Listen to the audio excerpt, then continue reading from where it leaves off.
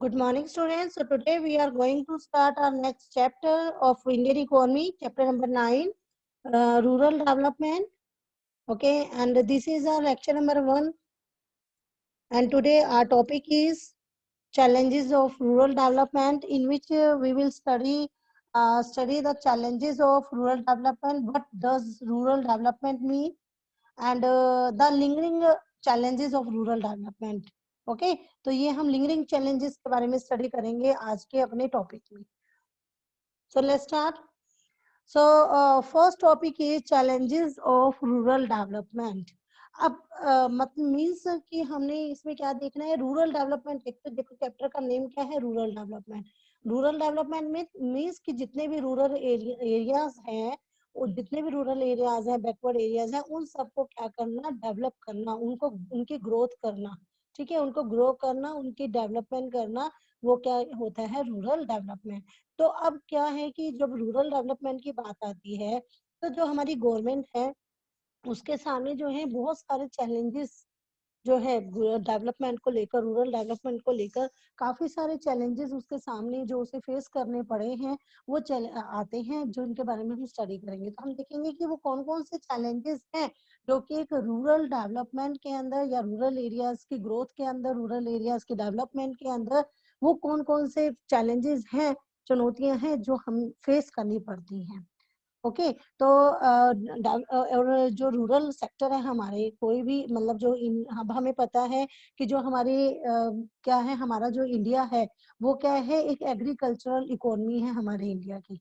ठीक है, agriculture economy मतलब कि यहाँ पर जो है ऑलमोस्ट पॉपुलेशन क्या है, एग्रीकल्चर में, रूरल एरिया में रहती है और एग्रीकल्चर के ऊपर डिपेंड करती है. ठीक है, ऑलमोस्ट पॉपुलेशन जो है वो रूरल एरियाज के ऊपर डिपेंड करती है और रूरल एरियाज में रहती है और एग्रीकल्चर पर डिपेंड करती है, और वो ज्यादातर जो अपना लाइवलीहुड है वो वहीं से उसको चलाती है. तो इसीलिए जरूरी हो जाता है कि जो रूरल एरियाज हैं जहाँ पर ऑलमोस्ट पॉपुलेशन हमारी रहती है, उसको डेवलप किया जाए, उसकी ग्रोथ की जाए. तो वो कैसे की जाती है, तो development of Indian rural sector is very important. बहुत जरूरी है, बहुत इंपॉर्टेंट है रूरल सेक्टर की डेवलपमेंट करना, क्योंकि almost population reside in the rural areas. As maximum population resides in the rural area. ज्यादातर जो पॉपुलेशन है वो इन रूरल एरियाज में रहती है. But there are so many challenges which Indian government is facing.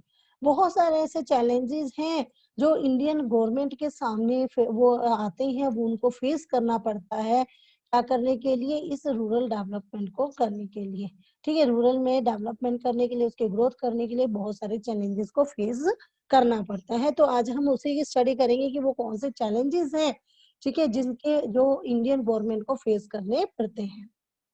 So, first of all, we will discuss what does rural development means. अब हम rural development देखो, हमारा जो है चैप्टर का नेम भी रूरल डेवलपमेंट है. तो सबसे पहले हमें पता होना चाहिए कि व्हाट इज रूरल डेवलपमेंट. ठीक है, what is the meaning of rural development, क्या मतलब होता है रूरल डेवलपमेंट का. तो रूरल रूरल मीन्स सबको पता है, रूरल मीन्स मतलब रूरल एरियाज. ठीक है, जितने भी मतलब रूरल एरियाज कह लें, विलेजेस कह लें, बैकवर्ड एरियाज कह लें आप, तो वो क्या होती है, रूरल. ओके, और डेवलपमेंट का मतलब क्या हुआ, डेवलपमेंट मीन्स ग्रोथ करना, प्रोग्रेस करना.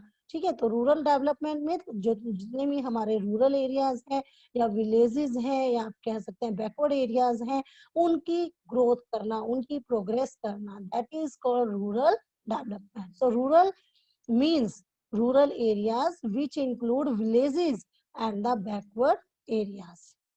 Okay, and development means growth or progress. Okay, so rural development means growth of rural areas with the help of some action plan. क्योंकि देखिए ये मेन चीज है इसके अंदर, सम एक्शन प्लान, यानी कि कुछ सम एक्शन प्लान जो काम किए जाते हैं, जो एक्शन प्लान किए जाते हैं या एक्शन प्लान किए जा रहे हैं इन रूरल एरियाज की ग्रोथ या इनकी प्रोग्रेस करने के लिए. जो भी कुछ एक्शन प्लान किए जा रहे हैं और वो जिनकी हेल्प से ये किए जाते हैं, वो हमारे पास हो जाती है रूरल डेवलपमेंट. अच्छा, एक चीज हो रहा है कि जब रूरल डेवलपमेंट की बात करते हैं तो ये जो है रूरल एरियाज में उनकी जो सोशल और इकोनॉमिक दोनों ग्रोथ के लिए किए जाते हैं, सोशल ग्रोथ के लिए भी और इकोनॉमिक ग्रोथ के लिए भी। मीन्स कि rural development means an action plan for the social and economic growth of rural areas. Okay, दोनों तरह का आप यहाँ पर ग्रोथ चलती है, सोशल भी और इकोनॉमिकली भी, दोनों तरह की ग्रोथ जो है रूरल एरियाज में की जाती है। किसके जरिए? एक्शन प्लान के जरिए। तो the action plan is to focus on the lingering and emerging challenges in rural area. So students, actually जो आपके पास कई सारे ऐसे वो आपके पास चैलेंज हैं, ठीक है, जो मतलब कुछ चैलेंजेस हैं तो अभी आपको बताया था कि इंडियन गवर्नमेंट को फेस करने पड़ते हैं। तो हमें ये देखना पड़ता हमें ये देखना है अब कि ये जो एक्शन प्लान किए जा रहे हैं, ठीक है, पीछे अभी हमने देखा ना एक्शन प्लान जो किए जाते हैं रूरल एरियाज के ग्रोथ एंड डेवलपमेंट के लिए। तो ये जो एक्शन प्लान किए जाते हैं ये वो कौन से चैलेंजेस हैं जो जो हमारी इंडियन गवर्नमेंट को फेस करने पड़ते हैं, और इन चैलेंजेस को दूर करने के लिए, इन चैलेंजेस को खत्म करने के लिए ये एक्शन प्लान किए जाते हैं। तो वो चैलेंजेस हमने स्टडी करने हैं। So following are the lingering lingering and emerging challenges. अब इन दोनों का मतलब समझ में आना चाहिए। देखिए आपके पास जो हमारी इंडियन गवर्नमेंट है उसके पास दो तरह के चैलेंजेस आते हैं, एक तो लिंगरिंग चैलेंजेस और एक एमर्जिंग चैलेंजेस। लिंगरिंग चैलेंजेस कौन से होते हैं? जो लॉन्ग लास्टिंग होते हैं, यानी जो ना पिछले ना बहुत सालों से कंटिन्यूसली चले आ रहे हैं, और मतलब कि वो ऐसे चैलेंज हैं, ऐसे ऐसे प्रॉब्लम्स हैं हमारे सामने जो स्टार्टिंग से चली आ रही हैं और अब तक भी उनको हम अब तक भी उन्हें हम खत्म नहीं कर पाए हैं, वो उनको अभी तक भी फेस किया जा रहा है। तो लॉन्ग लास्टिंग होते हैं, यानी जो लॉन्ग पीरियड से चले आते हैं वो होते हैं lingering challenges. And emerging challenges क्या होता है? इमर्जिंग चैलेंजेस ये वो चैलेंजेस हैं जो पहले नहीं थे, लेकिन अब किसी जो जो चेंजेस आ रही हैं उन इकोनॉमी के अंदर, तो उन चेंजेस की वजह से ये जो प्रॉब्लम्स हैं ये एमर्ज हो रही हैं, ये उभर कर सामने आ रही हैं। तो जो चैलेंजेस अब हमारे सामने एमर्ज हो रहे हैं, उभर कर आ रहे हैं, वो वाले हमारे किस में आते हैं? एमर्जिंग चैलेंजेस में। Okay, so following are the lingering and emerging challenges for the development of rural areas. Okay, so यहाँ पर हम देखेंगे, आज जो स्टडी करेंगे हम लिंगरिंग चैलेंजेस को स्टडी करेंगे, और इसमें हम जो फर्स्ट टॉपिक है ना, देखो लिंगरिंग चैलेंजेस में दो तरह के चैलेंजेस आते हैं, एक तो चैलेंजेस ऑन रूरल क्रेडिट और एक challenges on marketing, rural marketing. तो आज जो हम स्टडी करेंगे सिर्फ ये जो फर्स्ट है ना, चैलेंजेस ऑफ रूरल क्रेडिट, इसके बारे में स्टडी करते हैं। मार्केटिंग के बारे में हम कल करेंगे स्टडी। तो रूरल क्रेडिट, देखो रूरल क्रेडिट, क्रेडिट मतलब कि क्रेडिट क्या है कि यहाँ पर मेन जो प्रॉब्लम क्या होती है कि जो हमारे रूरल एरियाज हैं वहां पर ऐसे बहुत से मार्जिनल फार्मर्स भी होते हैं, छोटे छोटे किसान होते हैं, तो अपनी एग्रीकल्चर को डेवलप करने के लिए उनको क्या चाहिए? फाइनेंस चाहिए। अपनी एग्रीकल्चर में प्रोडक्टिविटी को बढ़ाने के लिए उनको बहुत सारी चीजें चाहिए होती हैं, सीड्स चाहिए होती हैं, पेस्टिसाइड्स, इंसेक्टिसाइड्स, केमिकल्स, ठीक है, एंड कई सारा इंफ्रास्ट्रक्चर चाहिए होता है। तो वो नहीं ले पाते, उनको क्यों नहीं ले पाते? क्योंकि उनके पास फाइनेंस की कमी होती है, ठीक है, उनके पास पैसा नहीं होता लगाने के लिए। तो सबसे बड़ी और साथ ही साथ क्या था उस टाइम पर, वो जो टाइम था, पीरियड था, उस टाइम पीरियड पर कोई इंस्टीट्यूट भी नहीं होते थे जिससे कि ये लोग क्या कर सकते थे? क्रेडिट ले सके।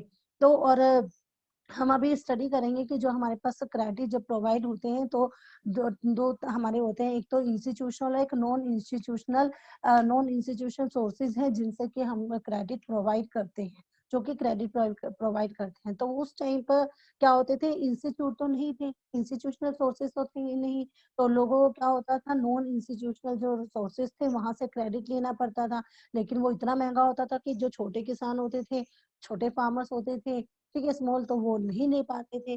तो ये जो क्रेडिट जो है ना, रूरल क्रेडिट, इसकी प्रॉब्लम हमेशा उनके सामने बनी रहती थी, क्योंकि उनके पास फाइनेंस ही नहीं होता था। तो वो क्या करेंगे?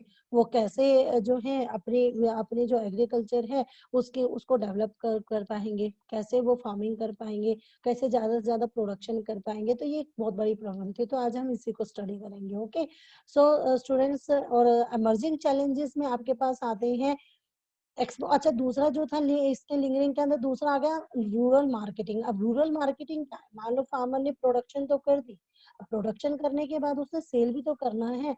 हम यहाँ पर ये देखते हैं कि जो फार्मर्स हैं, जब उनकी क्रॉपिंग हो जाती है, जब उनकी फसल तैयार हो जाती है, तो उसके बाद अब उनके पास मार्केट मार्केट कौन सी मार्केट थी, कहाँ वो सेल करते थे, उनके पास ये फैसिलिटी थी भी या नहीं, या वो कैसे अपनी क्रॉप को बेचकर किस तरीके से कमाती थी। तो वो जो चैलेंज है उनके सामने होते थे मार्केटिंग का, वो हम स्टडी करेंगे यहाँ पर। ओके, अमर्जिंग के अंदर देखो, अमर्जिंग में अभी कहा कि जो किसी चेंजेस की वजह से जो अब उभर कर आ रहे हैं, तो उसमें क्या है, उसमें फर्स्ट आपके पास आता है exploring options of sustainable livelihood other than farming, यानी फार्मिंग के अलावा और कौन से दूसरे ऑप्शंस हैं जो कि क्या कर सकते हैं, जो कि फार्मर्स अडॉप्ट कर सकते हैं अपनी जीविका को चलाने के लिए। तो वो दूसरे ऑप्शंस जो है वो देखने हैं। उसके अलावा दूसरा चैलेंजेस ऑफ ऑर्गेनिक फार्मिंग। आजकल जो है ना ऑर्गेनिक फार्मिंग का काफी ट्रेंड है, ऑर्गेनिक का काफी ट्रेंड चल रहा है। हालांकि ये बहुत ज्यादा महंगा पड़ता है, लेकिन फिर भी आजकल ये जो है काफी फेमस है ये चीज। तो ये हमारे सामने जो ऑर्गेनिक फार्मिंग है, क्योंकि ये बहुत महंगी होती है लेकिन ये काफी बेनिफिशियल होती है, तो ये किस तरीके से हमारे सामने चैलेंजेस है। तो स्टूडेंट्स, आपके पास जो सिलेबस है, इस बार सिलेबस में आपके पास ये जो इमर्जिंग चैलेंजेस है दोनों, exploring option of sustainable livelihood other than farming and challenges of organic farming, okay, ये आपके पास सिलेबस में नहीं है। तो हम इस चैप्टर में इन्हीं दो के बारे में स्टडी करेंगे। लिंगरिंग के अंदर स्टडी करेंगे challenges of rural credit and challenges of rural marketing. ये दोनों हमारे पास हैं, और ये दोनों हम स्टडी नहीं करेंगे क्योंकि ये आपके सिलेबस से अब कट चुके हैं। Okay, so first is the lingering challenges of rural development. So lingering means, अब यहाँ पर अभी बताया था मैंने आपको, लिंगरिंग मीन्स जो लॉन्ग लास्टिंग होते हैं, जो पिछले बहुत सालों से, मतलब एक लॉन्ग टाइम से कंटिन्यूसली चले आ रहे हैं, और जो अभी तक भी वो उनको खत्म नहीं किया जा सका है, उन प्रॉब्लम्स को अभी भी फेस किया जा रहा है, वो हमारे लिंगरिंग चैलेंजेस में आते हैं। तो lingering means those challenges or problems which are facing by the rural areas for a long time. ठीक है, लॉन्ग टाइम से वो लोग क्या कर रहे हैं, जो रूरल एरियाज के अंदर वो लोग फेस कर रहे हैं।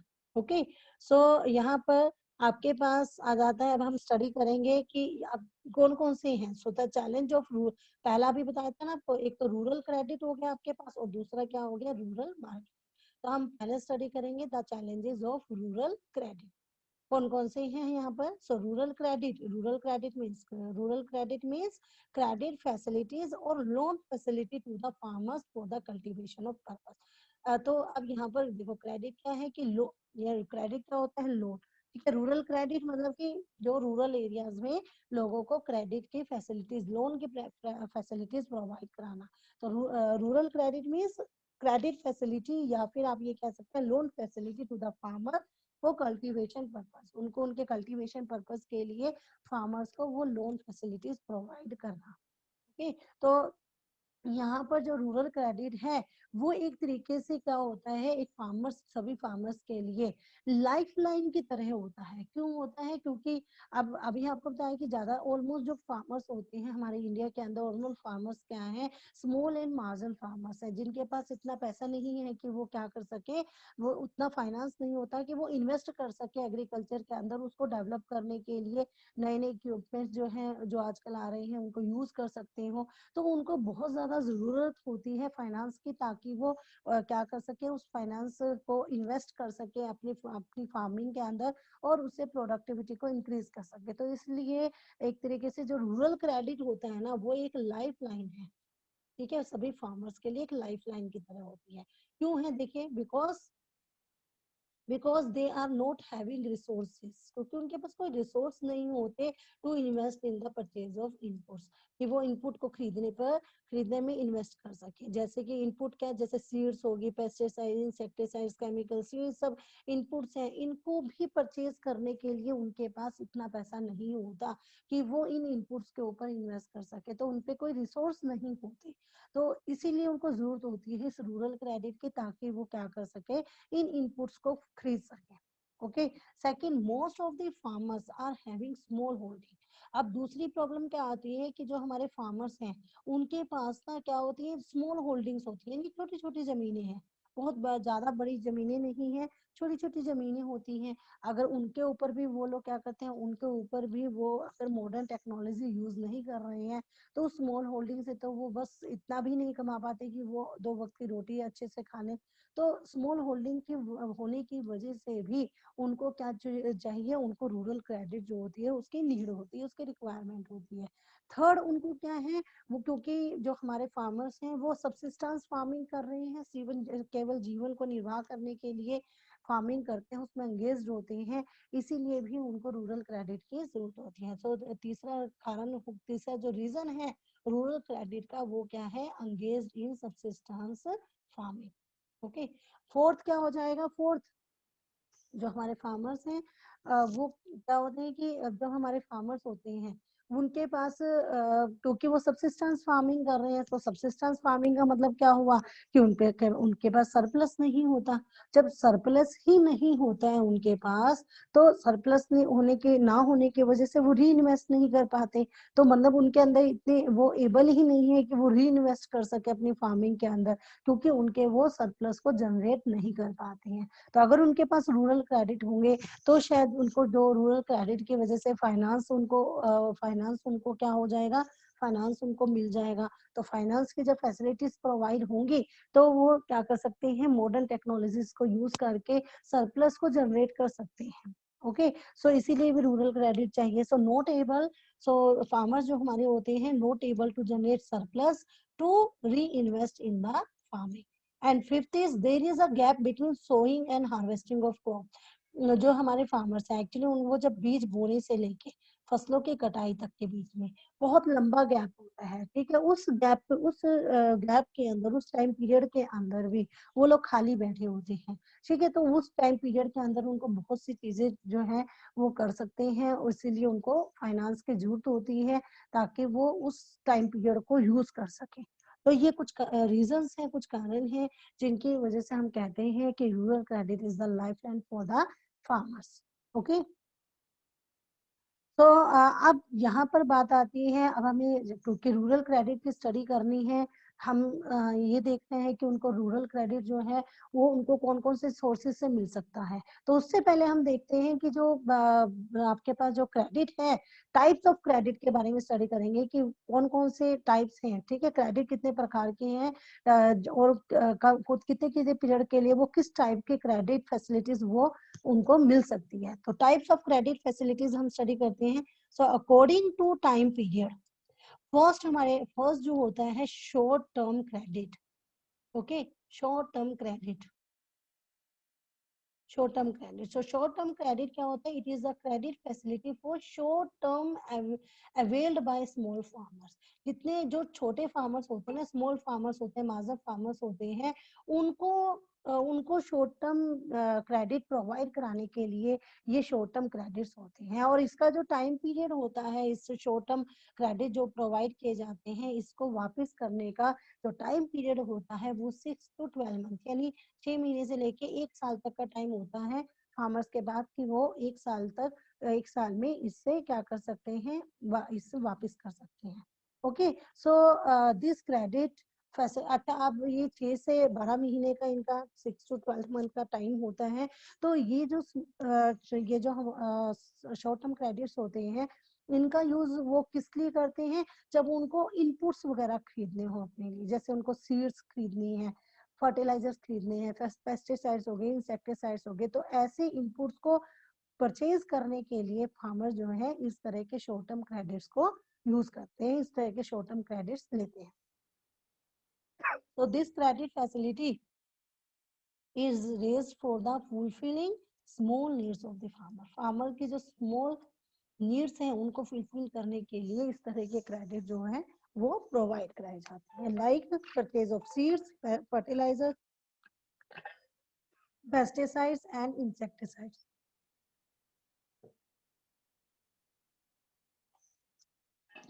Sorry. Second is medium term credits. So medium term credits ये कौन से होते हैं? ये मीडियम टर्म क्रेडिट्स, ये थोड़ी जो मतलब कि ये उन फार्मर्स के लिए होते हैं जो ना तो बहुत ज्यादा क्या है, स्मॉल फार्मर्स हैं, ना ही बिग फार्मर्स हैं, ठीक है। तो ये इनको मीडियम टर्म क्रेडिट्स जो है वो प्रोवाइड कराए जाते हैं। तो जैसे आप कह सकते हैं कि जैसे किसी को मशीनरी खरीदनी है, ठीक है, मशीनें वगैरह खरीदने के लिए, इस तरह के कोई इक्विपमेंट्स खरीदने के लिए फार्मिंग से रिलेटेड, वो इस तरह के मीडियम टर्म क्रेडिट्स लेते हैं। सो ये जो क्रेडिट है, it is a credit facility for medium term ranges from 12 month to 5 years. ये 1 साल से लेके 5 साल तक के लिए ये होते हैं मीडियम टर्म क्रेडिट, यानी कि 1 साल से 5 साल तक के बीच में इन क्रेडिट्स को क्या करना होता है, रिटर्न करना होता है। So under this credit is required for farmer, ये फार्मर्स की कौन सी रिक्वायरमेंट को पूरा करने के लिए फार्मर्स इन क्रेडिट को लेते हैं। जैसे मान लो उन्होंने मशीनरी परचेज करनी है, या उन्होंने फेंसिंग, जैसे होता है ना चारों तरफ अपनी खेत के चारों तरफ फेंसिंग करवाई जाती है, ठीक है, तो उसको कंस्ट्रक्ट करने के लिए वो इस मीडियम टर्म क्रेडिट को यूज कर सकते हैं। और या कोई अपनी जो फार्मिंग है, अपनी फील्ड है, उसके अंदर वेल्स वगैरह डिग करवाने हैं, डिगिंग द वेल्स, अपने कुएं वगैरह खुदवाने हैं, तो इस तरह की चीजों के लिए, ऐसे एक्टिविटीज के लिए वो मीडियम टर्म क्रेडिट जो है उनको प्रोवाइड कराए जाते हैं। Okay, and third is long term credit. Long term credit क्या होंगे? देखो नाम से पता चल रहा है लॉन्ग टर्म, यानी कि काफी टाइम के, इसका जो टाइम पीरियड होगा इन क्रेडिट का वो काफी लंबा होगा।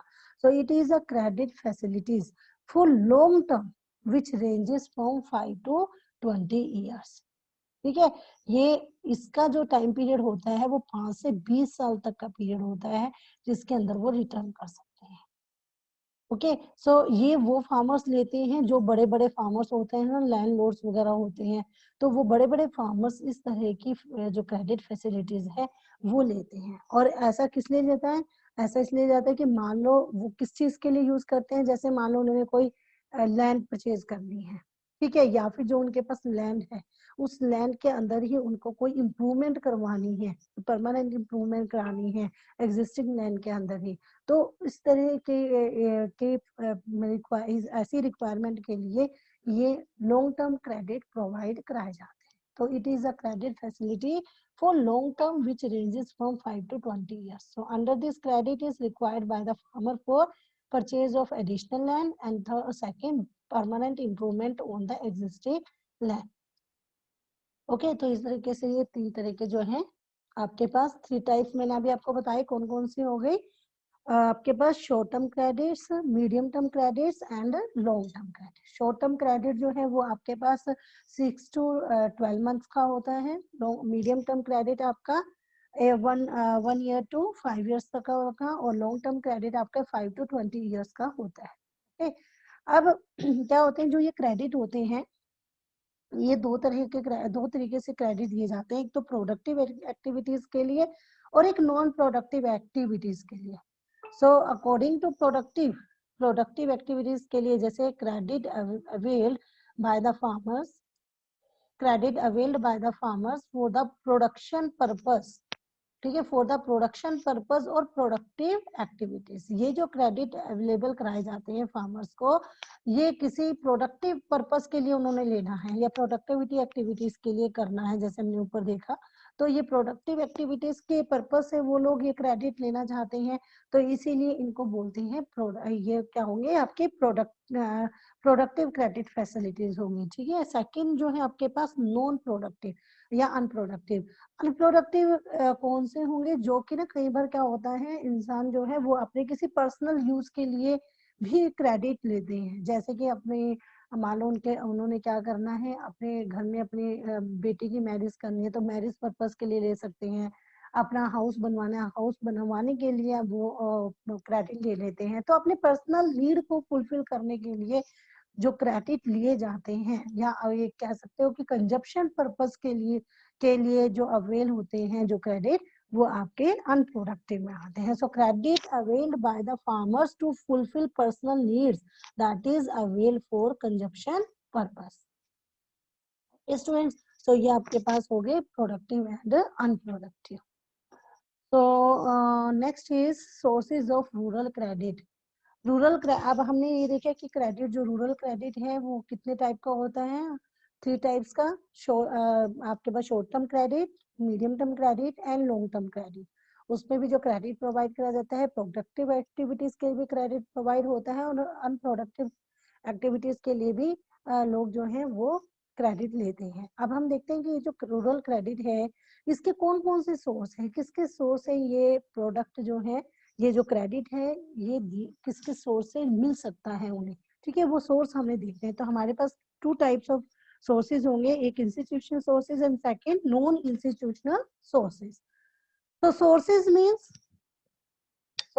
Means from where farmers can arrange the credit. मतलब कि वो एरिया या जहां से फार्मर्स क्या कर सकते हैं, क्रेडिट अरेंज कर सकते हैं टू फुलफिल देयर रिक्वायरमेंट्स, अपने रिक्वायरमेंट को फुलफिल करने के लिए, तो उन्हें हम क्या बोलते हैं, source. Okay, so there are 2 major sources of rural credit. 2 major sources हैं हमारे पास, 2 मेजर सोर्सेज हैं। First is institutional. अच्छा, इंस्टीट्यूशनल को आप क्या बोल सकते हो, मॉडर्न सोर्सेज ऑफ क्रेडिट भी बोल सकते हो। And second is non institutional, जिनको ट्रेडिशनल सोर्सेज ऑफ क्रेडिट बोल सकते हैं। अब देखिए इसका जो नाम है मॉडर्न सोर्सेज ऑफ क्रेडिट और ट्रेडिशनल सोर्स ऑफ क्रेडिट, क्यों ये नाम से भी बोला गया है, एक्चुअली क्या था, अगर हम बात करें अपने पूर्वजों के टाइम से भी बात करें तो ये जो क्रेडिट की फैसिलिटी है ये तब से चली आ रही है, तब से लोग जो है ले रहे हैं क्रेडिट। लेकिन क्या होता था कि उस टाइम पर जो इंस्टीट्यूशनल सोर्सेज थे वो उस टाइम पर अवेल नहीं थे, वो उस टाइम पर इंस्टीट्यूशनल सोर्सेज एग्जिस्ट नहीं करते थे। ठीक है, उस टाइम पर क्या होते थे, नॉन इंस्टीट्यूशनल सोर्सेज हुआ करते थे, जैसे मनी लैंडर हो गए, लैंडलॉर्ड हो गए। ठीक है, तो ये जो थे ना, इन्हीं से ही, जमींदारों से, इन्हीं सब से क्या लिया जाता था, लोन लिया जाता था, क्रेडिट ले लिया जाता था। और ये क्या करते थे, ये बहुत हाई रेट ऑफ इंटरेस्ट के ऊपर क्रेडिट दिया करते थे। तो जो नॉन इंस्टीट्यूशनल है, यानी कि जो पहले से चली आ रही है, इसीलिए इसको ट्रेडिशनल सोर्स ऑफ क्रेडिट बोला जाता है। और जो इंस्टीट्यूशनल सोर्स है वो अभी जो हमारे इंस्टीट्यूट, जैसे बैंकिंग सिस्टम हो गया हमारा, कॉमर्शियल बैंक हो गए, कोऑपरेटिव बैंक्स हो गए, नाबार्ड है, रीजनल रूरल बैंक है, तो ये सब बैंक हैं। तो ये इंस्टीट्यूट अब खुले हैं, अब ओपन हुए हैं, जो कि क्या करते हैं, फार्मर्स के क्रेडिट के जो उनकी रिक्वायरमेंट है उसको फुलफिल करते हैं। इसीलिए ये हमारे कौन से सोर्स है, modern source of credit, you can say modern source of credit. ठीक है, आप ये भी कह सकते हैं। Okay, so first is traditional source of credit, non institutional sources. So हमारे पास यहाँ पर non institutional sources of credit means arranging credit from those persons who are not the institutes but private lenders. ठीक है, जो कोई institute नहीं है, कोई इंस्टीट्यूट नहीं है, लेकिन ये कौन होते हैं, प्राइवेट लैंडर्स होते हैं। और non institutional sources are the traditional source of credit. ठीक है, हमारी जो नॉन इंस्टीट्यूशनल सोर्सेज होते हैं ये हमारे ट्रेडिशनल सोर्स ऑफ क्रेडिट होंगे। और this method is used traditionally as no other source of credit is available for the rural areas. ये जो मेथड है, ठीक है, इसका यूज ट्रेडिशनली इसका यूज किया जा रहा है। क्यों किया जा रहा है, क्योंकि कोई भी दूसरा सोर्स जो था क्रेडिट को उनको क्रेडिट प्रोवाइड करने के लिए रूरल एरियाज में कोई भी और दूसरा सोर्स उस टाइम पर नहीं था। तो ये मेथड जो हमारा ट्रेडिशनल मेथड है, जो कि उस टाइम पर क्योंकि और कोई सोर्स नहीं था और कोई इंस्टीट्यूट नहीं थे जो क्रेडिट प्रोवाइड करा सके, तो इसीलिए इनको कहा जा सकता है, इसीलिए इनको ट्रेडिशनल सोर्स ऑफ क्रेडिट बोला जाता है। तो it includes, yes, it includes landlords, village landers and money landers. ठीक है, इनमें ये आ जाते हैं, हमारे लैंडलॉर्ड्स आ जाते हैं, विलेज लैंडर्स आ जाते हैं और मनी लैंडर्स इनमें आएंगे। ठीक है, तो अगर हम नॉन इंस्टीट्यूशनल सोर्सेज में देखें के बारे में देखें तो 1951 में जब हमारा फर्स्ट 5 ईयर प्लान बना था, तो 1951 में देखें इसके अंदर, तो approximate 93% of total borrowing of farmer, यानी कि उस टाइम पर नॉन इंस्टीट्यूशनल जो हमारे सोर्स थे वो फार्मर्स की 93% जो है ना बोरोइंग जो फैसिलिटीज थी, 93% वो कौन प्रोवाइड करा रहे थे, नॉन इंस्टीट्यूशनल। सोर्सेज से 93% जो है टोटल बोरोइंग उठती थी, ठीक है। लेकिन अगर हम 1981 की बात करें तो देखो 1981 तक आते आते, क्योंकि इंस्टीट्यूशनल सोर्सेज भी हमारे यहाँ पर इमर्ज हो चुके थे, आ चुके थे, तो वो हमारे अब प्रिंसिपल सोर्स हो गए थे। अब जो है नियर अबाउट 66% तक आप कह सकते हैं, 66% हमारे पास जो है इस टाइम पर 1981 तक आते आते इंस्टीट्यूशनल सोर्सेज जो है वो क्या देने लगे थे, वो जो क्रेडिट है वो प्रोवाइड कराने लगे थे। अब ये जो परसेंटेज थी नियर अबाउट 33 to 34%, जो 33 to 34% जो हमारी क्रेडिट थे, वो अब नॉन इंस्टीट्यूशनल थे, प्रोवाइड कराते थे। ऐसा इसलिए किया गया क्योंकि जो नॉन इंस्टीट्यूशनल सोर्सेज है, यू नो दैट, वो हाई रेट ऑफ इंटरेस्ट के ऊपर इन लोगों को, इन फार्मर्स को लोन दिया करते थे, और ये पहले ही इतने ज्यादा पुअर कैटेगरी में आते थे कि इनके पास क्या होता था कि पूरे ये सारी उम्र जो है उन्हीं उसी डेप्ट के अंदर फंसे रहते थे, डेप्ट ट्रैप में फंस जाते थे, और सारी उम्र जो है ये उस लोन को चुका नहीं पाते थे, और आगे जो इनकी जनरेशन होती थी वो फिर उसके ऊपर लोन का भार आ जाता था, क्योंकि वो हाई रेट ऑफ इंटरेस्ट लगाते थे, तो कभी वो इससे बाहर नहीं निकल पाते थे। तो इसीलिए जो 5 ईयर प्लान जब किए गए, तो फर्स्ट जो 5 ईयर प्लान जब बनाए गए, तो उसके अंदर धीरे धीरे जो है इन नॉन इंस्टीट्यूशनल सोर्सेज का जो का जो ये इनके अंदर कंट्रीब्यूशन था वो कम किया गया, और धीरे धीरे इंस्टीट्यूशनल सोर्सेज जो है वो इमर्ज किए गए, ताकि फार्मर्स को इनसे बचाया जा सके। Okay, students. So, yes, students. So tomorrow we will study about the rural credit. Okay, rural credit by the non जो हमारे institutional sources है ना, so institutional sources के बारे में तो हम कल ही study करेंगे, ठीक है? So that's all for today. Have a good day.